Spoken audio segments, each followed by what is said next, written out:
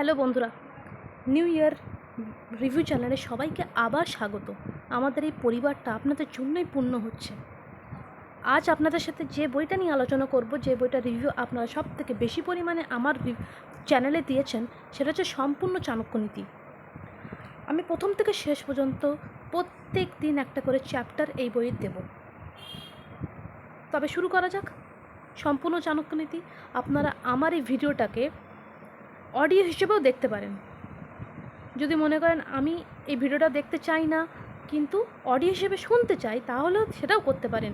কিন্তু শুনবেন, অবশ্যই শুনবেন। চাণক্যনীতি কিন্তু খুবই গুরুত্বপূর্ণ আজকের এই বর্তমান বাজারে। চলুন তাহলে সম্পূর্ণ শুরু করা যাক চাণক্যনীতির প্রথম অধ্যায়। দেখুন, প্রথম অধ্যায় ফার্স্ট অফ অল যেটা নিয়ে চাণক্যনীতি নিয়ে আর অন্য কিছু বলার মতো আমার কাছে কোনো ভাষা নেই। কারণ আমি প্রথম অধ্যায় থেকে যে কথাগুলো বলবো, সেই কথাগুলো আপনাদের মনের ভিতরে যে পরিমাণে সাড়া দেবে আপনারা নিজেরাই বুঝতে পারবেন। চলুন প্রথমে শুরু করা যাক। কোনো প্রকারের কষ্ট বা সংকট থেকে সুরক্ষার জন্য ধনের রক্ষা করা উচিত।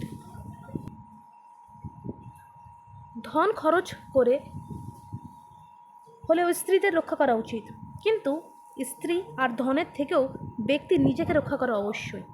আমি কিন্তু এখানে পরপর বলে যাব, আপনাকে বেশি বোঝাবো না, কারণ আপনি সব কিছু বুঝতে পারেন, আমি জানি। শুধু শুনে যান, শুনে আপনি নিজে নিজে বুঝে নেবেন যে কেন এই কথাগুলো চাণক্য বলেছেন। ওকে, আমি জানি you are the best man or you are the best woman, অথবা বয় অথবা লেডি। হ্যাঁ, আসুন। আমি 3 লোক, পৃথিবী, আন্তরিক আর পাতালের স্বামী, সর্বশক্তিমান, সর্বব্যাপক পরমেশ্বর বিষ্ণুকে মাথা নত করে প্রণাম করছি। প্রভুকে প্রণাম করার পরে আমি বিভিন্ন শাস্ত্র থেকে একত্রিত করা রাজনৈতিক জ্ঞানের বর্ণনা করব। প্রাচীনকাল থেকে এই পরম্পরা চলে এসেছে যে ঋষি মুনি আর বিদ্বান লোকেরা যে কোনো কার্য শুরু করার আগে ভগবানের স্মরণ অবশ্যই করতেন, যাতে সেই কার্য সফলতাপূর্বক সম্পন্ন হতে পারে। আচার্য চাণক্য সর্বশক্তিমান প্রভু বিষ্ণুকে প্রণাম করে এই গ্রন্থ রচনা করেছিলেন। চাণক্য নিজের এই গ্রন্থকে রাজনীতির সঙ্গে সম্বন্ধিত জ্ঞানের উত্তম সংগ্রহ হিসেবে জানিয়েছিলেন। এই সংগ্রহকে জনসাধারণ চাণক্য নীতির নাম প্রদান করেন। শ্রেষ্ঠ পুরুষ এই শাস্ত্রের বিধিপূর্বক অধ্যয়ন করে এই জিনিসটা ভালো মতন জানতে পারবেন যে বেদ ইত্যাদি শাস্ত্রগুলোয় কোনো কার্যকে যোগ্য বলা হয়েছে আর কোনো কার্যকে অযোগ্য। পুণ্য কী আর পাপ কী, ধর্ম কী আর অধর্ম কী। মানুষের জন্য এটা আবশ্যক যে যে কোনো কার্য শুরু করার আগে তার এই ব্যাপারে জ্ঞান থাকা উচিত যে সেই কার্য করার যোগ্যতা তার আছে কি না, সেটার পরিণাম কি হতে পারে, সব বিচার বিবেচনা করে ভাবা উচিত। পুণ্য কার্য আর পাপ কর্ম কী, শ্রেষ্ঠ মানুষ্যই বা কী, অথবা বেদ, মানুষ্যশ্রিত মনু ইত্যাদি ধর্মশাস্ত্রগুলো পড়ে ভালো খারাপের জ্ঞান প্রাপ্ত করতে পারেন। এখানে এটাও জেনে নেওয়া আবশ্যক যে ধর্ম আর অধর্ম কী। ধর্মের ব্যাখ্যা অনুসারে কারো হত্যা করাটা অপরাধ আর অধর্ম, কিন্তু লোকাচার আর নীতিশাস্ত্র অনুসারে বিশেষ পরিস্থিতিতে যদি কারো হত্যা করা হয় তাহলে সে কার্যকে ধর্মবিরুদ্ধ মানা হয় না। এবার আমি মানব মাত্রের কল্যাণের কামনায় রাজনীতির এই জ্ঞানের বর্ণনা করব, যেটাকে জেনে মানুষ্য সর্বজ্ঞ হয়ে ওঠে। চাণক্য বলেছেন যে এই গ্রন্থ পড়ে যে কোনো মানুষ বা ব্যক্তি দুনিয়াদারি আর রাজনীতির সূক্ষ্ম জিনিসগুলোকে বুঝতে পটু হয়ে উঠবে অথবা সর্বজ্ঞ হয়ে উঠবে। এখানে সর্বজ্ঞ বলতে চাণক্য এটা বোঝাতে চেয়েছেন যে রাজনীতির এই গ্রন্থের অধ্যয়ন করলে ব্যক্তি এমন এক বুদ্ধি প্রাপ্ত করে যার দ্বারা সে সময়ের অনুরূপ প্রত্যেক পরিস্থিতিতে যে কোনো নির্ণয় গ্রহণ করার যোগ্য হয়ে উঠতে পারে। নিজের হাতের বা হিতের রক্ষা করাটাও তখনও সম্ভবপর হয়ে উঠতে পারে। মুখ্য শিষ্যকে উপদেশ দিলে দুষ্ট ব্যভিচারিণী স্ত্রীর পালন পোষণ করলে ধন নষ্ট হয়ে পড়ে এবং দুঃখী ব্যক্তির সাথে সম্পর্ক রাখলে বুদ্ধিমান ব্যক্তিও কষ্ট ভোগ করতে হয়। এটা 4 নম্বর শ্লোকে বলছে। এখনো চলছে কিন্তু 4 নম্বর শ্লোকটা ভালো করে বুঝবেন। চাণক্য বলেন যে মূর্খ ব্যক্তিকে জ্ঞান প্রদান করলে কোনো লাভই হয় না, বরং তাতে সজ্জন আর বুদ্ধিমান লোকের ক্ষতি হয়। উদাহরণস্বরূপ বলা যায়, বয়া আর বাঁদরের গল্প পাঠকদের নিশ্চয়ই মনে আছে। মূর্খ বাঁদরকে বাড়ি তৈরি করার জন্য পরামর্শ দিয়ে বয়াকে নিজের বাসাও হারাতে হয়েছিল। এই প্রকার দুষ্ট আর কুলটা স্ত্রী পাশন পালন করাটাও সজ্জন আর বুদ্ধিমান ব্যক্তিদের পক্ষে দুঃখের কারণ হয়ে উঠতে পারে। দুঃখী ব্যক্তিদের সঙ্গে সম্পর্ক রাখলে চাণক্য এটা বলেছেন যে যে ব্যক্তি বেশ কিছু রোগে পীড়িত আর ধন নষ্ট হয়ে পড়েছে, এমন ব্যক্তির সঙ্গে কোনো সম্পর্ক রাখা বুদ্ধিমান পুরুষের পক্ষে ক্ষতিকারক হতে পারে। অনেক রোগ বলতে এখানে সংক্রমণ রোগের কথা বলা হয়েছে। অনেক লোক সংক্রামক রোগে গ্রস্ত হন, তাদের সঙ্গতিতে নিজেদের রোগী হয়ে পড়ার আশঙ্কাও থাকে। আর যেসব লোকেদের ধন নষ্ট হয়ে পড়েছে, অর্থাৎ যারা দেউলিয়া হয়ে পড়েছেন, তাদের উপরে সহজে বিশ্বাস করাটাও কঠিন হয়। সকল প্রকারের দুঃখী ব্যক্তিদের থেকে দূরে থাকা সম্ভবপর হয় না। সুতরাং চাণক্যের এই ভাগের সঠিক অর্থ বোঝা আবশ্যক। 5 নম্বর শ্লোক। দুষ্ট স্বভাবের, কঠোর বচনের, দুরাচারিণী স্ত্রী এবং ধূর্ত আর দুষ্ট স্বভাবের মিত্র এবং মুখের উপর কথা বলা চাকর আর এমন বাড়িতে নিবাস করা যেখানে সাপ থাকার সম্ভাবনা রয়েছে, এই সব কিছু মৃত্যুর সমান হয়। Absolutely correct words. তারপরে দেখো, যে বাড়িতে, এটার মানে কি, এই যে 5 নম্বর শ্লোকটা আমি যে পড়লাম, এটার পুরো ব্যাখ্যা এখানটা সুন্দর করে ভেঙে দিয়েছে চাণক্য। দেখেন, যে বাড়িতে দুষ্ট স্ত্রী বাস করে, যেখানে গৃহস্বামীর অবস্থা কোনো মৃত্যু ব্যক্তি সমানই হয়, কারণ কোনো ব্যাপারে তার নিয়ন্ত্রণই থাকে না, আর ভেতরে ভেতরে তিনি ধীরে ধীরে মৃত্যুর দিকে সুন্দর করে এগিয়ে চলেন। এই প্রকার দুষ্ট স্বভাবের মিত্র বিশ্বাসের যোগ্য হয় না। কে জানে কখন কে বিশ্বাসঘাতক করে বসে।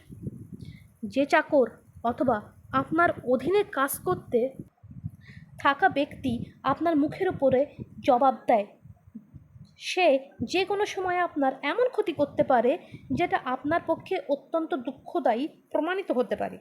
এই প্রকার যেখানে সাপ বাস করে, সেখানে থাকাটা অত্যন্ত বিপজ্জনক হয়ে ওঠে। কে জানে কখন আপনাকে সর্পদংশনের শিকার পড়তে হয়।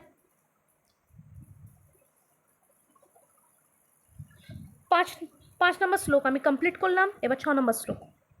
কোনো প্রকারের কষ্ট বা সংকট থেকে সুরক্ষার জন্য টাকা পয়সা অথবা ধন সম্পত্তিকে রক্ষা করা উচিত। ধন খরচ করে হলেও স্ত্রীদের রক্ষা করা উচিত, কিন্তু স্ত্রী আর ধনের থেকেও বেশি ব্যক্তিকে নিজেকে রক্ষা করা উচিত। বুদ্ধিমান ব্যক্তি দুঃসময় বা খারাপ সময়ের জন্য একটু একটু করে ধন সঞ্চয় করে সেটা রক্ষা করা উচিত, অথবা ধন সংগ্রহ করা উচিত। কিন্তু সময় এলে সঞ্চিত ধনের থেকেও তার নিজের পত্নী রক্ষা করাটা বেশি প্রয়োজনীয় হয়ে পড়ে, কারণ পত্নী জীবন সঙ্গিনী হয়। এমন অনেক কার্য রয়েছে যেখানে ধন কোনো কাজেই আসে না। বৃদ্ধ অবস্থায় পত্নীর ভূমিকা অত্যন্ত গুরুত্বপূর্ণ হয়। I repeat this. কিন্তু চাণক্যের মতে ধন আর স্ত্রীর থেকেও জরুরি হচ্ছে ব্যক্তিকে নিজেকে রক্ষা করা। I repeat this. চাণক্যের মতে ধন আর স্ত্রীর থেকে বেশি রক্ষা করার থেকেও সব থেকে কঠিন জিনিস হচ্ছে নিজেকে রক্ষা করা, অর্থাৎ ব্যক্তির গুরুত্ব এই দুটোর থেকেও বেশি। কারণ যদি ব্যক্তির নিজেরই নাশ হয়ে পড়ে, তাহলে ধন আর স্ত্রীর প্রয়োজনই শেষ হয়ে পড়ে। এজন্য ব্যক্তির পক্ষে ধন সংগ্রহ আর স্ত্রী রক্ষা করার তুলনায় সময় এলে নিজের রক্ষা করাটা বেশি গুরুত্বপূর্ণ হয়ে ওঠে। 6 নম্বর শ্লোক ইজ কমপ্লিট। এবার আমরা শিফট করব 7 নম্বর শ্লোকে। দুঃসময়ে সংকট থেকে মুক্তি পাওয়ার জন্য ধনের রক্ষা করা উচিত।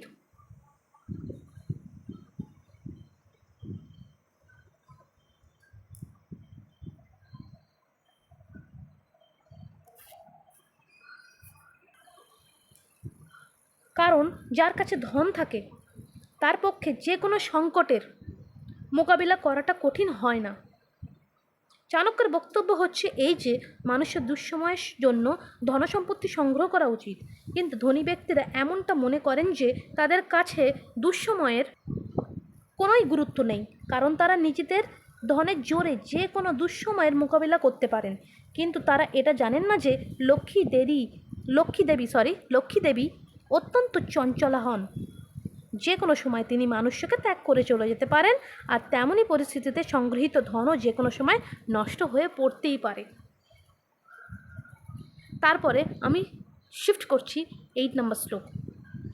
যে দেশে সম্মান নেই আর আজ আর জীবিকারও কোনো সাধন থাকে না, কোনো বন্ধুবান্ধব বা আত্মীয় স্বজনও যেখানে থাকে না, এবং যেখানে কোনো প্রকারের বিদ্যা বা গুণ বা প্রাপ্তির সম্ভাবনাই থাকে না, এমন দেশ অবশ্য হলেও ত্যাগ করা উচিত।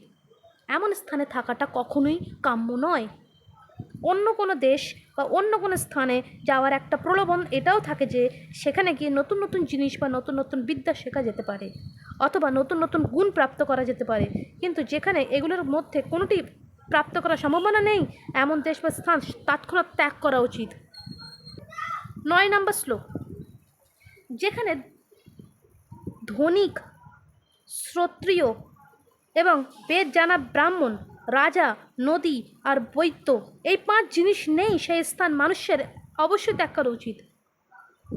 ধনী লোকেদের দ্বারা ব্যবসায়ের বৃদ্ধি হয়। বেদ জানা ব্রাহ্মণ ধর্মের রক্ষা করেন। রাজা ন্যায় আর শাসন ব্যবস্থাকে স্থির রাখেন। নদী জল আর সিঞ্চনের জন্য আবশ্যক হয়, এবং রোগের থেকে মুক্তি পাওয়ার জন্য বৈদিক আবশ্যকতা হয়। চাণক্য বলেন, যেখানে 5টি জিনিসই নেই, সেই জায়গায় তৎক্ষণাৎ তোমাকে চোখ বন্ধ করেই ত্যাগ করা উচিত। 10 নম্বর শ্লোক। যেখানে লোকযাত্রা অর্থাৎ জীবন চালনার জন্য জীবিকার কোনো সাধন না থাকে, অর্থাৎ যেখানে ব্যবসা ইত্যাদি বিকশিতই হয় না, যেখানে কোনো প্রকারের শান্তি পাওয়ার ভয় না থাকে, লাজ না থাকে, যেখানকার ব্যক্তি নিজের কার্যে চতুর আর কুশল না হয়, তাদের মধ্যে দান দেওয়ার প্রবৃত্তি না থাকে, সেই 5টি জিনিস বিদ্যমান না থাকে, সেই ব্যক্তি নিবাস করা উচিত নয়। 10 নম্বর আর 9 নম্বর শ্লোকটা বেশ সেম। এবার আমরা শিফট করছি 11 নম্বর শ্লোকে। কাজের সময় চাকর বাকরদের, দুঃসময় বন্ধুবান্ধবদের, কষ্টের সময় মিত্রদের, আর ধন নাশ হলে নিজের পত্নীর বাস্তবিকতার জ্ঞান হয়। চাণক্য বলেন, যখন সেবক ভৃত্যকে কোনো কাজে নিযুক্ত করা হয়, তখনই এটা জানতে পারা যাবে যে সে কতটা যোগ্য, সে সেই কার্য করতে সক্ষম কিনা। এই প্রকার কোনো ব্যক্তি কোনো সংকটে ফেঁসে যান, সেই সময় ভাই বন্ধু বা আত্মীয়দের পরীক্ষা করা হয় যে তারা সে ব্যক্তির প্রতি কেমন আচরণ করছেন। আর সত্যিকারের মিত্রের পরিস্থিতি বিপদের সময়ই হয়। আর যখন কোনো ব্যক্তি ধনহীন হয়ে পড়েন, তখন তিনি নিজের পত্নীর বাস্তবিকতার ব্যাপারে জানতেই পারেন। তার পত্নী তার প্রতি প্রেম ধনের কারণে ছিল নাকি বাস্তবিক তার প্রতি ছিল, সেটাও সে জানতে পারে। 12 নম্বর শ্লোক।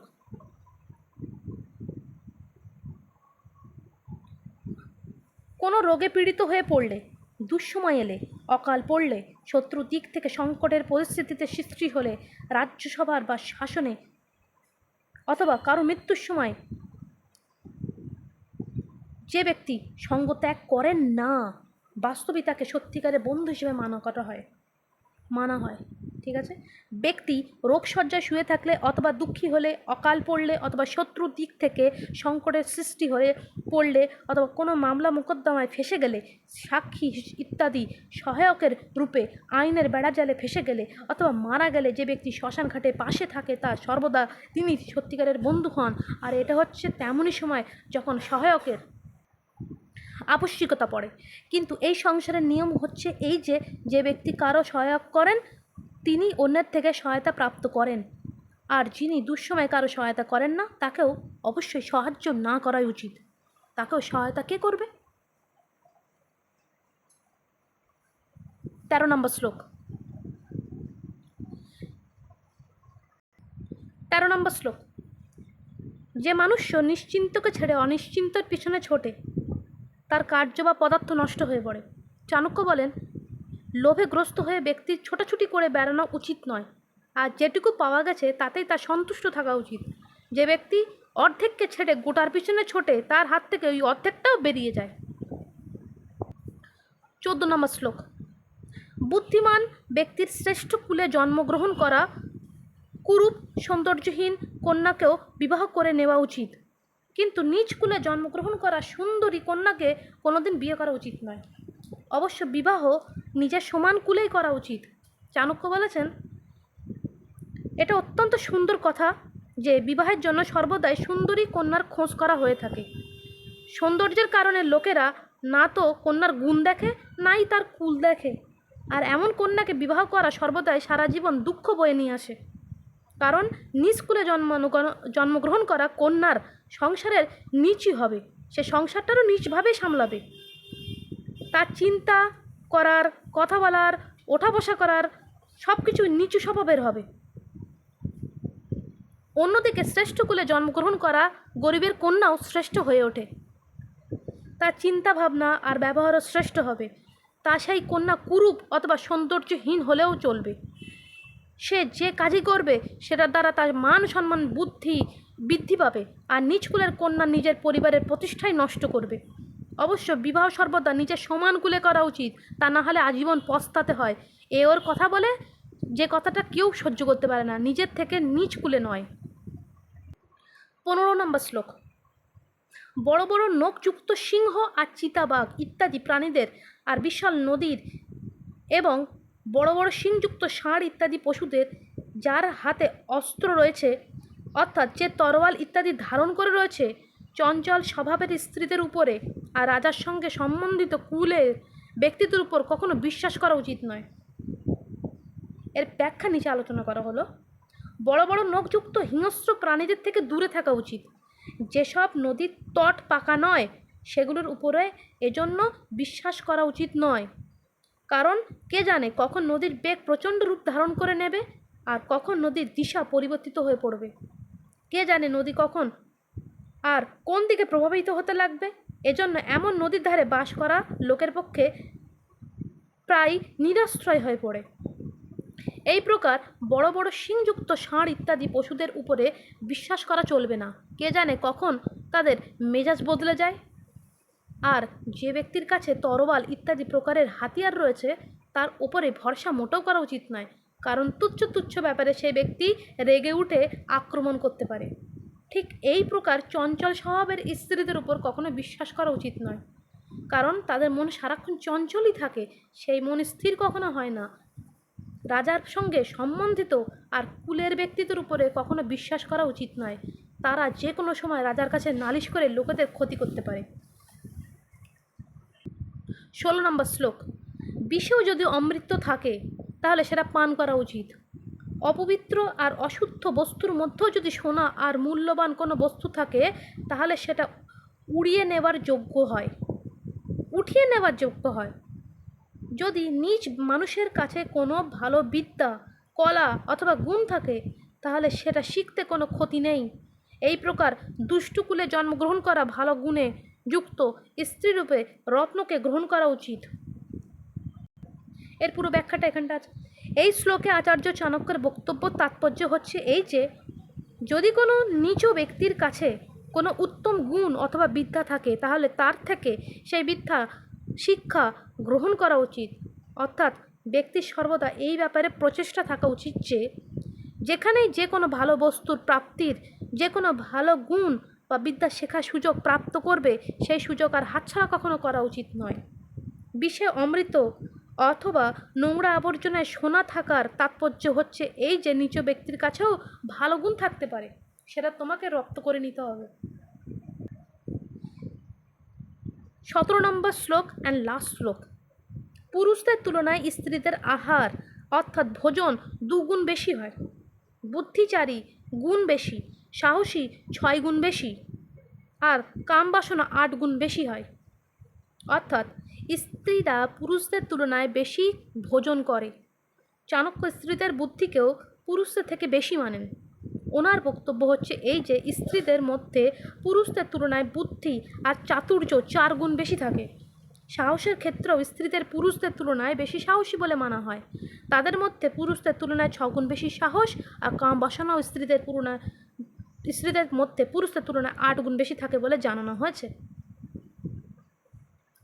সময় বদলাতে থাকে আর সময়ের অনুসারে পরিস্থিতিও বদলাতে থাকে। এটা তো সকলেই মানেন যে স্ত্রীরা বেশি লজ্জাশীল হন, কিন্তু পুরুষদের তুলনায় দ্বিগুণ ভোজন করার ব্যাপারে স্বভাবত সেই সব স্ত্রীদের ক্ষেত্রে প্রযোজ্য হয় যারা পুরুষের তুলনায় বেশি পরিশ্রম করে। ভারতে এমন অনেক রাজ্য আছে যেখানে পুরুষদের তুলনায় স্ত্রীরা বেশি খেতে কাজ করে, মাঠে কাজ করে, কিন্তু রাজ্য এমনও আছে যেখানে বংশের প্রধান স্ত্রীরাই হন, অর্থাৎ স্ত্রী স্ত্রী সমাজ পরিবারের ভরণ পোষণের দায়িত্ব পালন করেন।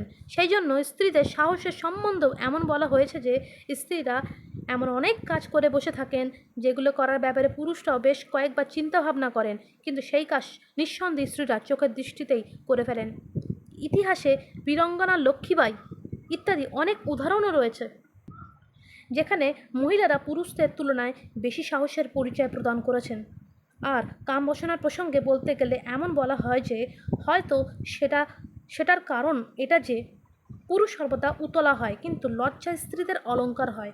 এজন্য সে লজ্জাবশত কখনোই নিজে কাম বাসনা প্রকট করে না। এই অধ্যায়ের সার, প্রথম অধ্যায়ের সার এটা হচ্ছে যে ভারতীয় পরম্পরা যে কোনো শুভ কার্য শুরু করার আগে দেবী অথবা দেবতা অথবা প্রভুর স্মরণ করা হয়, যাতে সেই কাজ কোনো প্রকারের বাধা বিপত্তি ছাড়াই সরলতাপূর্বক সম্পন্ন হতে পারে। চাণক্যনীতির ভাবি হচ্ছে যে এই যে ব্যক্তি এটাকে পড়ে এই জিনিসটাকে ভালো করে জেনে নিক যে কোনো কাজ করা উচিত আর কোন কাজ করা উচিত নয়। আচার্য চাণক্য ভারতীয় শাস্ত্রের বলেছেন, নিজের নিয়মগুলোকে লিখে চলে গেছেন। ওনার বক্তব্য হচ্ছে এই যে লোকেরা এটাকে পড়ে নিজেদের কর্তব্য আর অকর্তব্যের জ্ঞান ভালো করে প্রাপ্ত করতে পারবে। রাজনীতির জ্ঞান দ্বারাই মানুষের নিজের বুদ্ধির আশ্রয় নিয়ে সময় অনুসারে ভালো মন্দের মধ্যে পার্থক্য নির্ধারণ করা উচিত। সবার আগে আচার্য চাণক্য এটা জানিয়েছেন যে দুষ্ট লোকের সংসর্গে বুদ্ধিমান ব্যক্তিও দুঃখ সহ্য করতে হয়। ওই জন্য দুষ্ট লোকেদের সাথে বন্ধুত্ব করতে নেই, তাহলে বুদ্ধিমান ব্যক্তিকেও দুঃখ পেতে হয়। চাণক্য মানুষের জীবনে ধনের গুরুত্বের ব্যাপারে বলেছেন। ওনার বক্তব্য হচ্ছে ব্যক্তির সংকটের সময় ধন সম্পদ সঞ্চয় করে রাখা উচিত। সেই ধন সম্পদ নিজের স্ত্রীর জন্য, সন্তানের জন্য রক্ষা করা উচিত, কিন্তু এর সাথে সাথে আচার্য চাণক্য এটাও জানিয়েছেন যে ব্যক্তিকে নিজের রক্ষার্থে সবার সময় সর্বোপরি সবসময় ধনসম্পত্তি রক্ষা করা উচিত। নিজেকে রক্ষা করার জন্য যেসব লোকেদের কাছে ধনসম্পত্তি রয়েছে তারা যে কোনো প্রকারের সংকটের মোকাবিলা টাকা পয়সার দ্বারা করে থাকেন, কিন্তু তাদের এই জিনিসটা ভালো মতন জেনে নেওয়া উচিত যে দেবী লক্ষ্মী অত্যন্ত চঞ্চল স্বভাবের হয়ে থাকেন। তাই জন্য দেবী লক্ষ্মী কারো কাছে ততক্ষণ পর্যন্ত থাকেন যতক্ষণ ধনের সে সৎ উপযোগ করেন, অর্থাৎ সৎ কাজে ব্যয় করেন। কিন্তু অসৎ কাজে ব্যয় করলে দেবী লক্ষ্মীও সৎভাবেই চলে যান। ধনের দুষ্প্রয়োগ শুরু করলে সেটা নষ্ট হয়ে পড়ে এবং স্বাভাবিকভাবেই এটা খুব ক্ষতিকারক হয়। চাণক্য বলেন, ব্যক্তির সেই স্থানে থাকা উচিত যেখানে তার সম্মান হবে, যেখানে তার ভাই বন্ধুরা থাকবে, আর যেখানে তার আজীবন সাধন থাকবে। এই প্রসঙ্গে উনি আরও বলেছেন যে যেখানে ধনবান, বেদ শাস্ত্র জ্ঞাতা, বিদ্বান ব্রাহ্মণ, রাজা, শাসন ব্যবস্থা, নদী, বৈদ্য ইত্যাদি নেই, সেই জায়গায় অবশ্যই ত্যাগ করা উচিত। চাকরদের কার্যকুশলতার ব্যাপারে একমাত্র তখনই জানতে পারা যায় যখন তাদের উপর কোনো কাজের দায়িত্ব দেওয়া হয়। নিজের আত্মীয় আর মিত্রদের পরীক্ষা সেই সময় হয় যখন নিজের উপর সংকট এসে পড়ে। যখনই বিপদ আসবে মনে করবে সেই সময় তোমার বন্ধুদের পরীক্ষা চলছে তোমার কাছে। গৃহস্থ ব্যক্তির সব থেকে বড় আশ্রয় হলো তার পত্নী, কিন্তু সেই পত্নী যদি বাস্তব রূপে সেই সময় বুঝতে পারা যায় যখন ব্যক্তি পূর্ণরূপে ধনহীন হয়ে পড়ে। স্ত্রীকেও বোঝা যায় ধনহীন হয়ে পড়লে। মানুষের বেশি লোভ করা উচিত নয়, তার সেই কাজটাই করা উচিত যেটা সম্বন্ধে তার পূর্ণ জ্ঞান রয়েছে। আর যে কাজের সম্বন্ধে তার জ্ঞান না থাকে সেই কাজ ব্যক্তি করলে তার প্রথমেই ক্ষতি হতে পারে। এটা বাস্তবে কি সব জায়গায় দেখা যায়। চাণক্যের কুলের দৃষ্টিতে ভেদাভেদও মেনে নেননি। ওনার বক্তব্য হচ্ছে এই যে নিচু কুলে জন্মানো কোনো ভালো মেয়ে, গুণে সুন্দর, ভালো গুণ এবং সব কিছু থাকা সত্ত্বেও তাহলে তাকে বিয়ে করা উচিত, তার মধ্যে কোনো ক্ষতি নেই। এই প্রকার উনি এটাও জানিয়েছেন যে সিংহ, বাঘ অথবা তীক্ষ্ণ নখযুক্ত জানোয়ারদের থেকে দূরে থাকা উচিত। এমন নদীর আশেপাশেও থাকা উচিত নয় যে নদী সবসময় কাঁচা আর পাড় বাঁধানো নয়, আর নদী বর্ষাকালে লম্বা চওড়া ময়দানে পরিবর্তিত হয়ে পড়ে। ঠিক এই প্রকার লম্বা শিংযুক্ত ষাঁড় ইত্যাদি পশুদের থেকেও নিজেদের রক্ষা করা উচিত। যে ব্যক্তির কাছে কোনো হাতিয়ার রয়েছে তাকেও কখনো বিশ্বাস করা উচিত নয়। এই হচ্ছে প্রথম অধ্যায়, সমস্ত কিছু আমি আপনাদের সাথে চাণক্য নীতি থেকে বললাম। এর পরের অধ্যায় পেতে গেলে নিশ্চিতভাবে আমাদের চ্যানেলটাকে সাবস্ক্রাইব, শেয়ার এবং লাইক করে থাকেন। আমাদের বন্ধুরা আমাদের পাশে থাকলে আমরা সঠিকভাবে গাইডেন্স পেয়ে আরও এগিয়ে যেতে পারবো। আপনাদের সাহস এবং বন্ধুত্বপূর্ণ সুলভ আচরণের জন্যই আজ আমরা এত দূর পর্যন্ত এগোতে পেরেছি। ধন্যবাদ আপনাদেরকে।